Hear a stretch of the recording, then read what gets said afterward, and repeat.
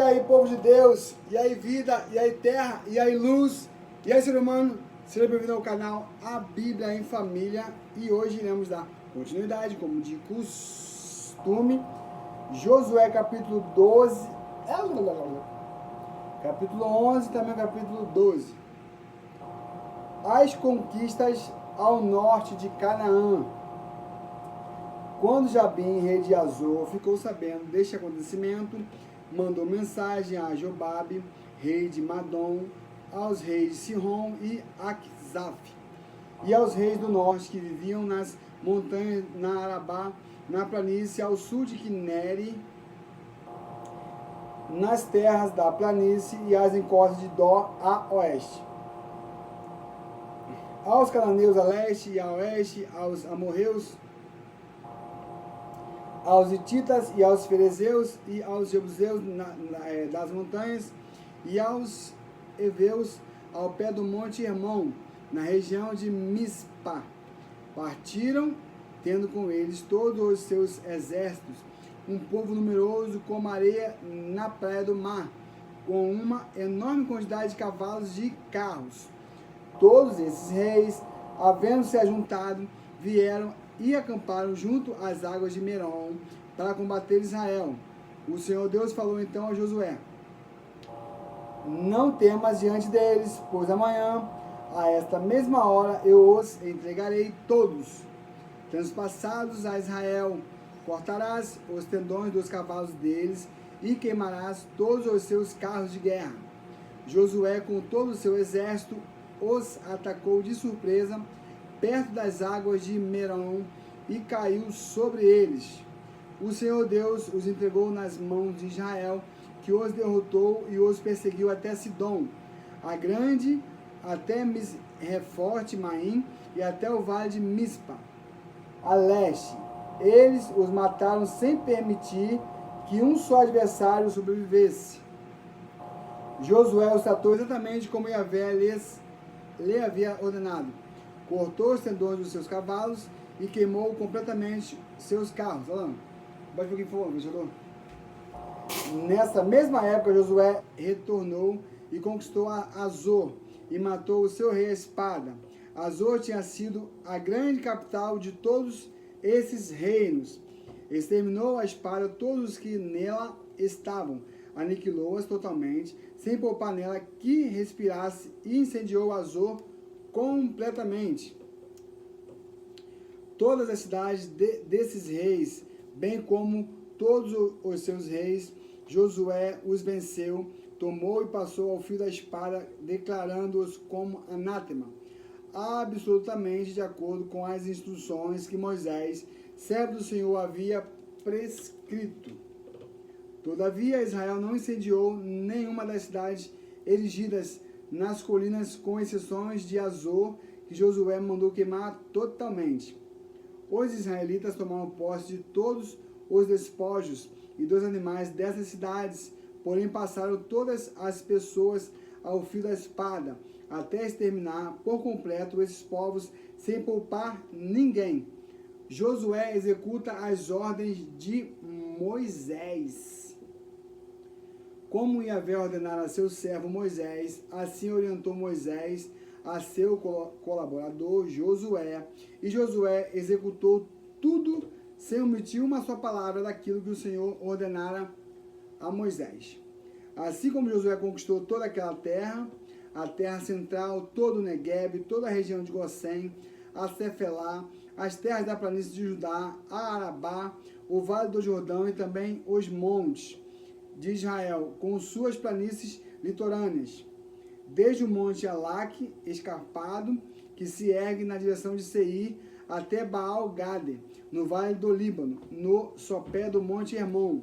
Josué capturou todos os reis e os matou. E durante todo o tempo, Josué batalhou contra todos esses reis. Nenhuma cidade fez a paz com os filhos de Israel, salvo os heveus que habitavam em Gibeon. Foi por esse motivo foi por meio da guerra que tomaram todas as outras cidades. Ou seja, foi na espada mesmo, meu irmão, foi na espada. E Deus na frente, né? Por favor.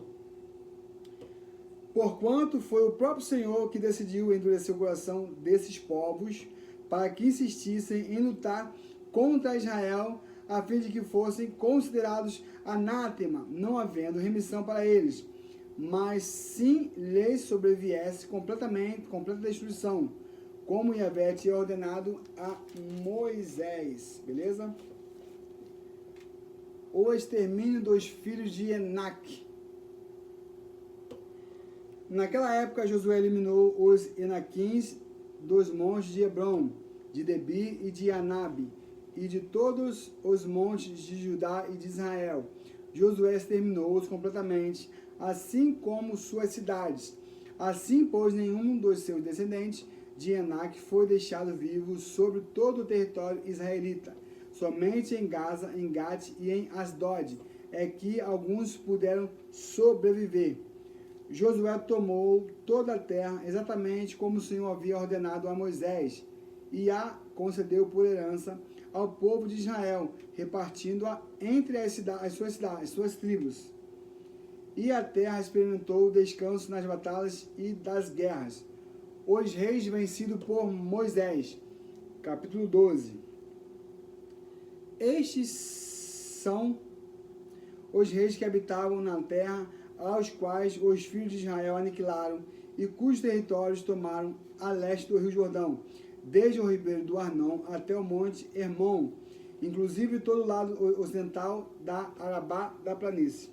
Seom, rei do Amorreu, que reinou em Esbom, dominava desde Aroé, na borda do ribeiro do Arnon, desde o meio do ribeiro até o rio Jaboque, que é a fronteira dos Amonitas. Essas terras incluíam a metade de Gileade. Também governou a Arabá, planície ocidental, desde o mar de Quinrote, da Galileia até o mar de Arabá. O mar salgado ao leste até Bet-Gesimote, e mais ao sul, ao pé das encostas do Monte Pisga. Os israelitas igualmente tomaram o território de Og, rei de Bazã, um dos últimos refaíns que reinou em Asterote e Edrei. Ele dominou o Monte Hermon, Salcá, toda a Baçã, até a fronteira do povo de Gessu e de Maacá, e metade de Gileade até os limites de Seom, rei de Esbom. Moisés, servo de Yahvé, e os filhos de Israel derrotaram-nos, e Moisés, servo do Senhor, deu a terra onde habitavam esses povos como propriedade às tribos de Ruben, de Gade e a metade da tribo de Manassés. Os reis vencidos por Josué. Esses que eu li foi Moisés, agora vão ser os vencidos por Josué. Estes são os reis da terra de Josué. Estes são os reis da terra que Josué e os filhos de Israel combateram e venceram, além do Jordão ao ocidente, desde Baal-Gate, no vale do Líbano, até o monte Alaque, que se ergue na direção de Seir, e cujas terras Josué distribuiu por herança às tribos de Israel, segundo as suas divisões: a Serra Central, a Cefelá, região montanhosa, a Arabá, a planície, o Vale do Jordão, a subida das montanhas, o deserto, o Negueb e a região sul. Neste território viviam os hititas, amorreus, cananeus, ferezeus, heveus e os jebuseus. O rei de Jericó, o soberano de Ai, próximo a Betel, o rei de Jerusalém, o rei de Hebron, o rei de Amurte, o rei de Lax, o rei de Eglon, o rei de Gezer, o rei de Debi, o rei de Geder, o rei de Orma, o rei de Arade, o rei de Libna, o rei de Adulão, o rei de Maquedá, o rei de Betel, o rei de Tapua, o rei de Éfer, o rei de Afec, o rei de Lassaron, o rei de Masdom, o rei de Azor, o rei de Sihon-Meron, o rei de Acazaf, o rei de Taanac, o rei de Megido, o rei de Quedes, o rei de Joquineão, da região do Carmel, o rei de Dor, em Nafó de Dor, nas encostas litorâneas de Dor, o rei de Goim, de Gilgal, Galileia, o rei de Tisa, ao todo 31 reis. Esse foi o capítulo de Josué, capítulo 11 e também o capítulo 12. Então, fiquem todos na paz e até a próxima. Lembrando que qualquer dúvida aí, qualquer dificuldade que você tiver aí, pode deixar aí, por favor, em nome de Jesus nos comentários, tá? E lembrando que é de suma importância você pegar aqui, tipo, um desses versículos que eu li aqui, ou do capítulo 11, ou do capítulo 12, e começar a discutir, buscar aqui algo que você ouve aí no vídeo e você não consegue ver além disso. Você quer ver uma coisa? Lá no início de Gênesis, quando o Senhor Deus está ali construindo tudo ali, o mundo, os céus e a terra, né? O mar já existia, a Bíblia nos relata isso. Quando ele faz todas as plantas, os animais, a palavra diz que ele mandou subir um vapor da terra para poder regar a planta. E hoje eu trabalhando, ontem eu trabalhando, né, fazendo serviço aqui, e eu percebi, né, eu já gravei mais ou menos isso aqui, gente, de fundura, mais do que eu, de profundidade eu cavando ali, eu percebi que a terra aqui em cima, próxima do sol, ela é mais seca. Conforme ela vai descendo, vai afundando, ela vai ficando mais úmida. Ou seja, ali eu vi que a palavra de Deus se cumpre até hoje. Por quê? As raízes das plantas, ela desce, né, para baixo da terra. E de cima para baixo sobe para poder regar as raízes da planta. Então, se você perceber, se você fizer na tua casa um buraco, aí você vai ver que é desse jeito. Mais próximo do sol é seco, mas conforme você vai descendo, vai ficando mais úmido. É maravilhoso você ver a palavra de Deus se cumprir na sua vida.